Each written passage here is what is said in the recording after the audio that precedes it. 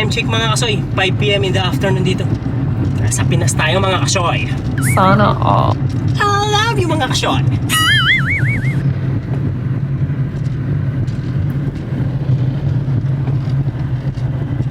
So ayan no mga kasoy, dito yung way papunta kay Daddy Phil. Yan po mga kasoy ko. Malapit na po tayo sa pupunta natin mga kasoy. Easy! Wait a minute. Who are you?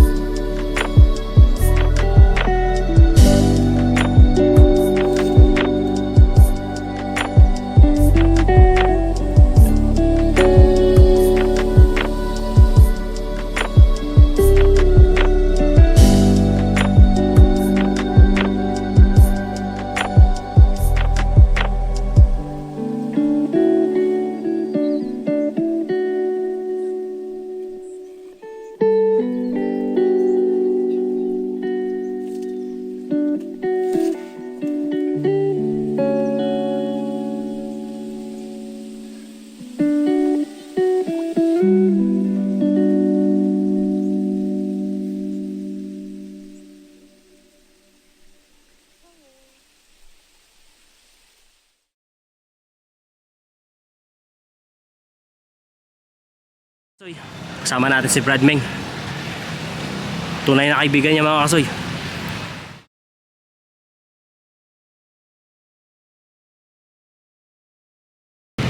Hindi tayo malungkot mga kasoy, kasi gusto ni Daddy Phil dapat happy lang lagi. And I know mga kasoy na alam ko nasa mabuti siyang kamay ngayon at kasama niya si Lord. Yan yung importante mga kasoy. At isa sa mga gusto ko talagang puntahan mga kasoy, dahil gusto kong umuwi, talagang gusto kong makita yung puntod ng daddy ko. Kasi mga kasoy, nung nawala siya, kahit isa sa amin magkakapatid mga kasoy, walang nakauwi. Kasi that time mga kasoy, pandemic, nakasara yung mga airport mga kasoy. Kaya nilooban ng Panginoon mga kasoy na nakauwi tayo. And alam ko mga kasoy, masaya si Daddy Phil ngayon. Namimiss ko siya mga kasoy hanggang ngayon. At napaka-proud ko mga kasoy dahil siya yung daddy ko. Lahat kami mga kasoy, pinaaral niya. At lahat kami mga kasoy, nakapagtapos ng college. Kaya nakaka-proud talaga. Yung hard work niya, yung napaka-responsable niyang daddy mga kasoy sa aming magkakapatid. Kaya mahal na mahal ko siya mga kasoy. Time check mga kasoy, 6 PM na dito. Medyo padilim na din.